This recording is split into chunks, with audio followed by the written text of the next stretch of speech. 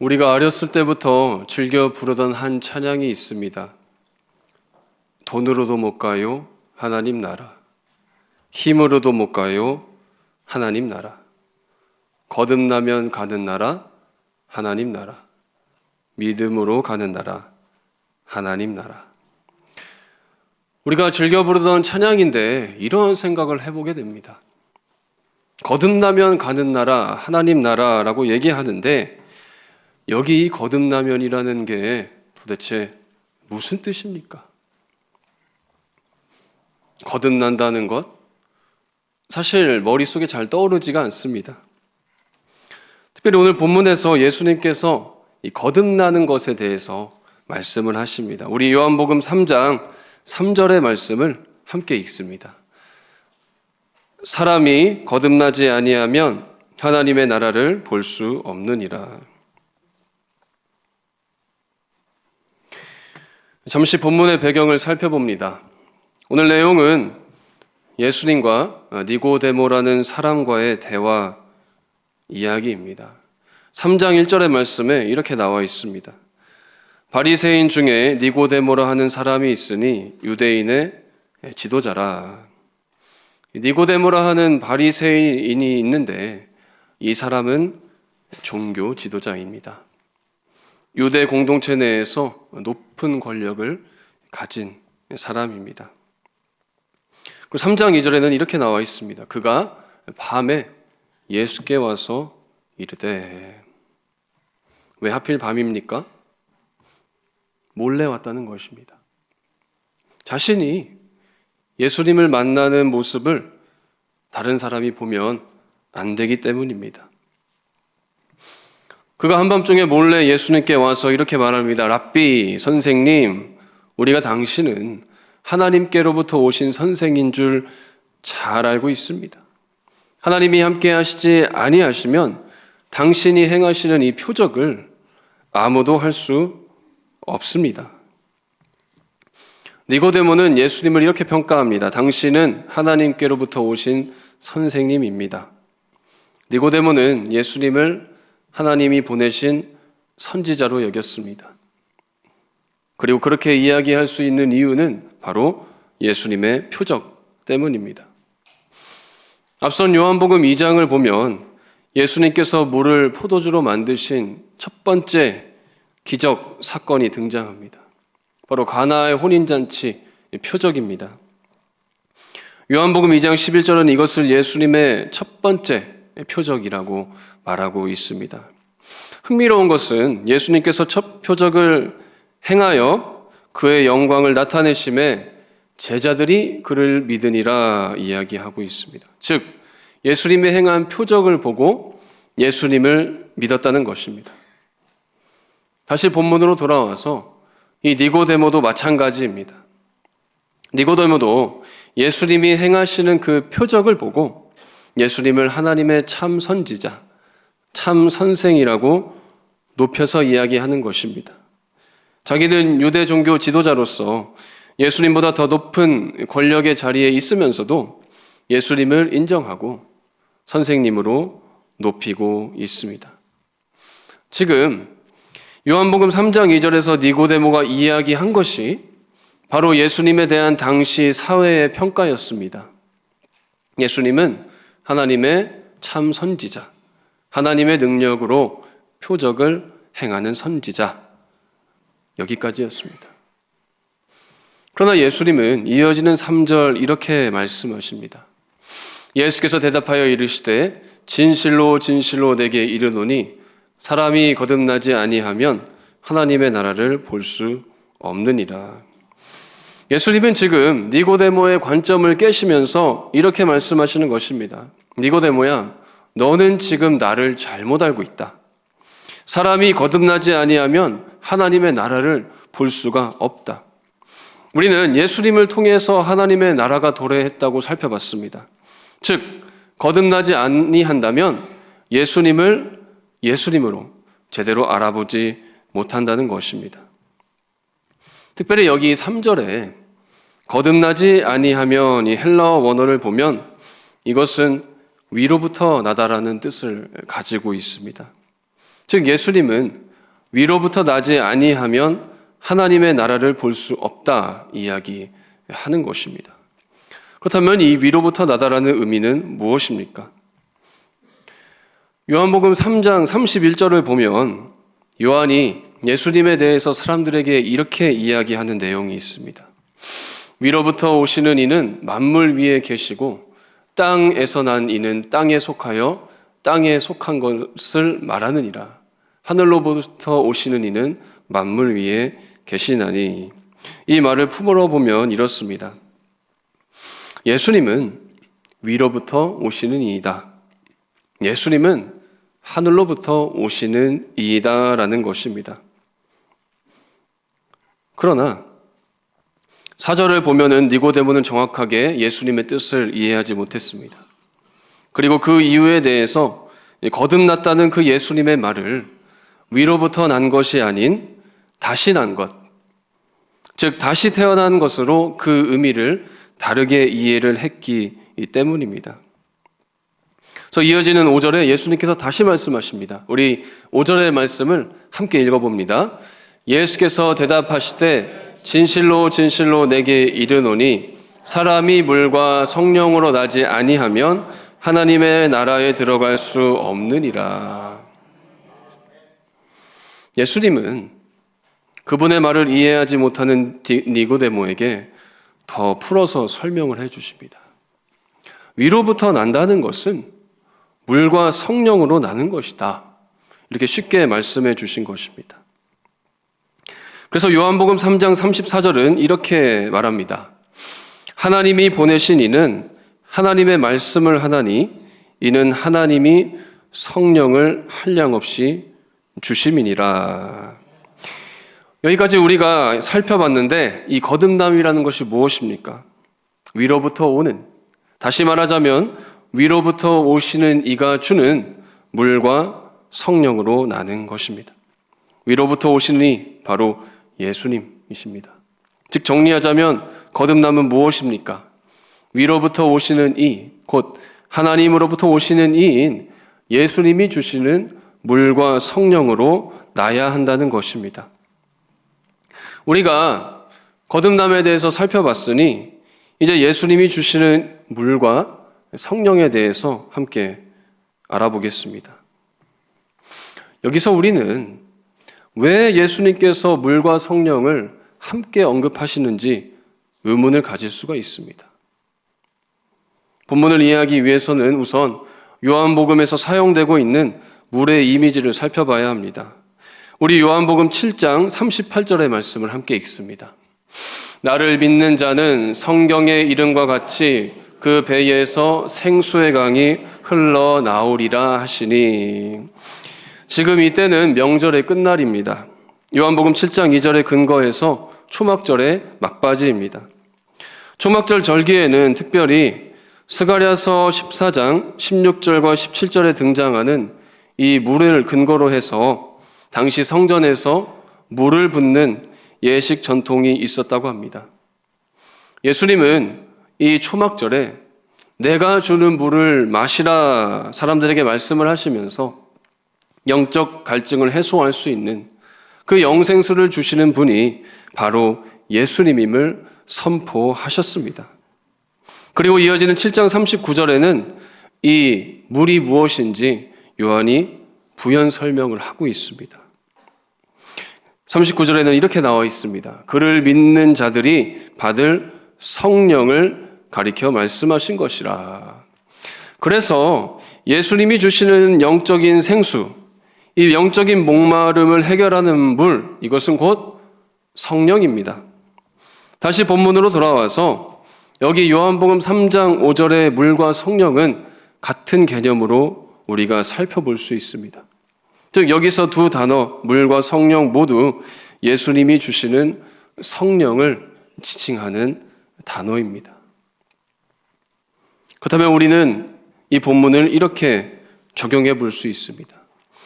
여기 3장의 5절의 의미는 이러한 의미를 가지고 있는 것입니다. 여기 이 물과 성령은 같은 성령이라는 개념으로서 위로부터 오신 이가 주시는 영, 즉 예수님이 주시는 성령, 이것을 받은 사람만이 하나님 나라에 들어갈 수 있다라는 것입니다. 다시 본문으로 돌아와서 예수님은 여기서 말씀을 멈추지 않으십니다. 그리고 갑자기 바람에 대해서 이야기를 하십니다. 8절의 말씀인데 우리 8절의 말씀 함께 읽어봅니다.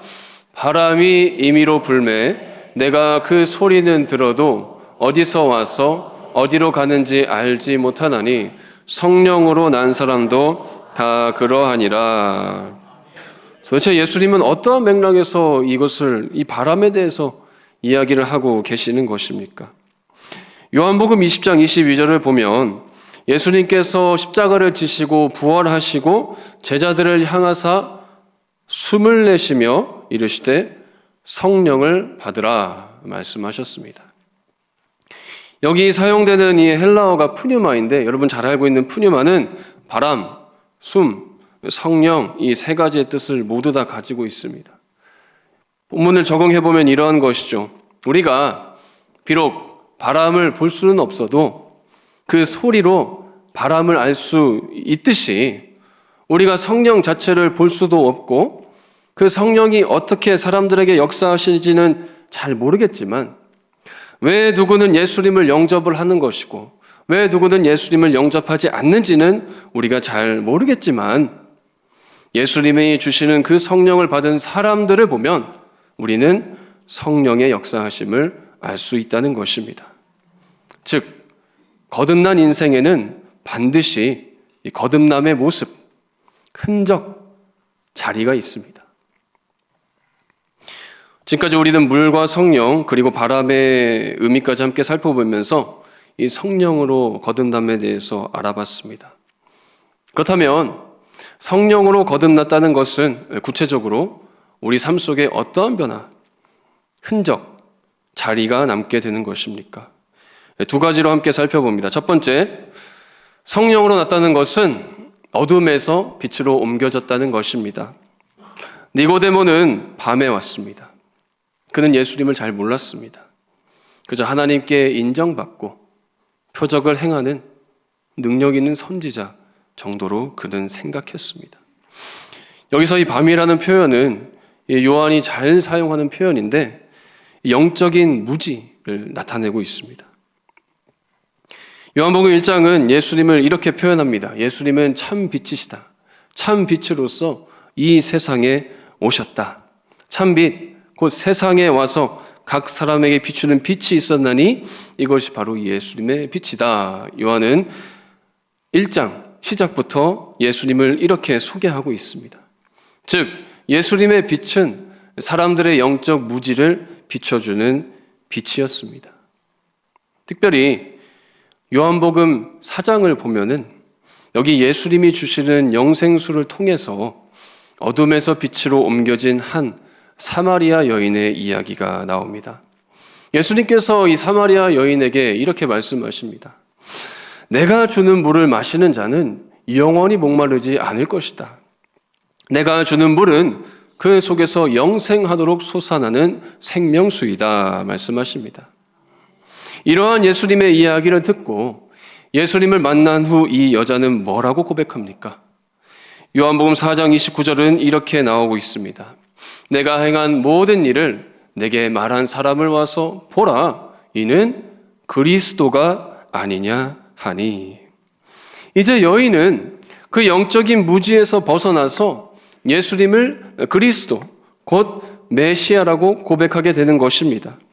그녀는 이제 내 앞에 계시는 이 분이 단순히 4장 19절에서 이야기한 것처럼 선지자가 아님을 깨닫습니다. 이제는 그녀 자신 앞에 계신 분이 바로 예수 그리스도, 메시아이심을 깨달았습니다. 그래서 성령으로 거듭난 사람은 이제 예수님을 선지자, 좋은 사람, 성인, 훌륭한 선생 이렇게 보는 것이 아니라 메시아, 구원자, 그리스도로 고백하게 됩니다.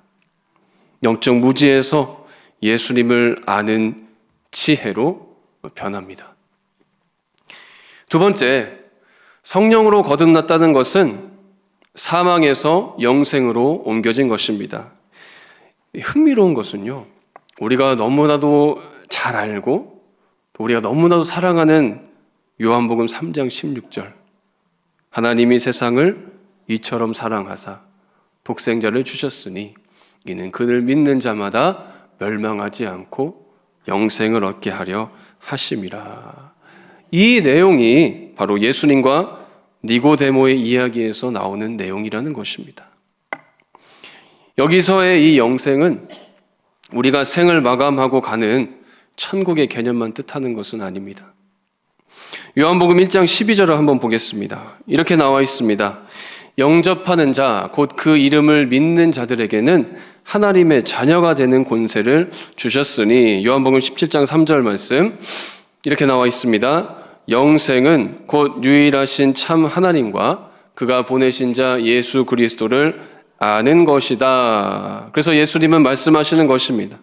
니고데모야, 네가 나를 믿으면 너는 내가 주는 성령을 받아 멸망하지 않고 영생을 얻는 인생을 살아가게 될 것이다. 이 영생이라는 것은 단지 천국행이 아닙니다. 이 영생이라는 것은 관계의 회복입니다. 하나님과의 사망의 관계가 다시 회복되는 것입니다. 하나님과 단절되었던 우리의 관계가 다시 아버지와 자녀의 관계가 되는 것입니다. 하나님과 원수되었던 우리의 관계가 다시 하나님과 화평을 이루는 관계로 회복이 되는 것입니다. 그래서 거듭나지 않은 모습은 영적으로 죽은 상태, 곧 사망입니다. 아무리 내가 건강하고 육체적으로 건강하고 아무리 내가 사회적으로 명성이 높고 아무리 내가 잘 나가고 성공한 것처럼 보인다 하더라도 하나님과 단절이 되어 있다면 성경은 그것을 사망, 죽음이라고 이야기합니다. 그러나 예수님이 주시는 성령이 임하시면 그 하나님의 생명이 우리 안에 들어올 때 우리는 하나님과 그 관계가 회복되는 것입니다.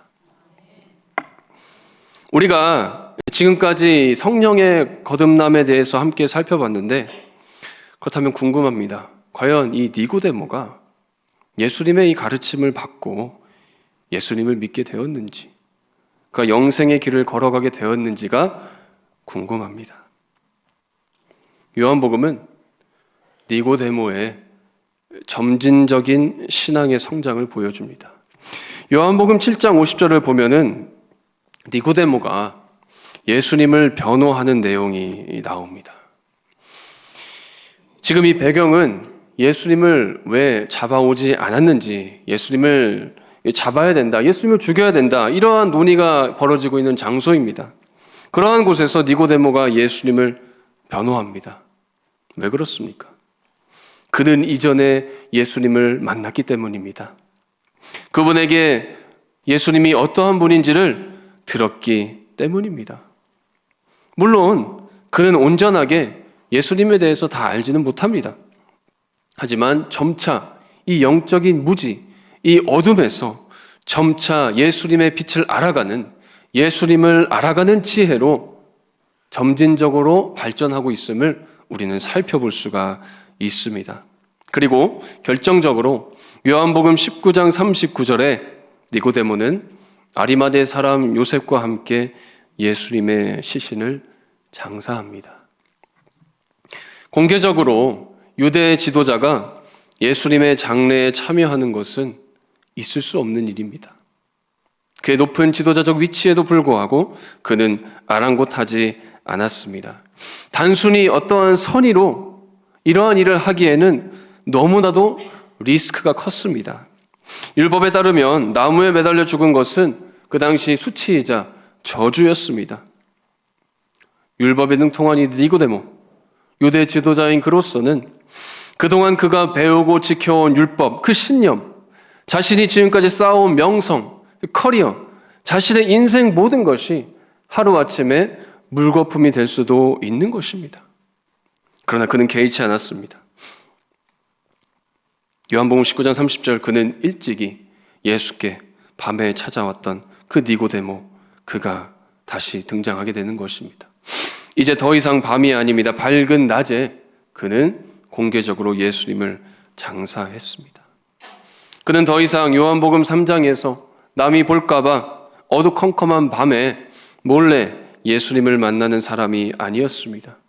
그는 어둠에서 빛으로 옮겨졌습니다. 이제 그는 담대하게, 당당하게 예수님을 향한 믿음을 보여줍니다.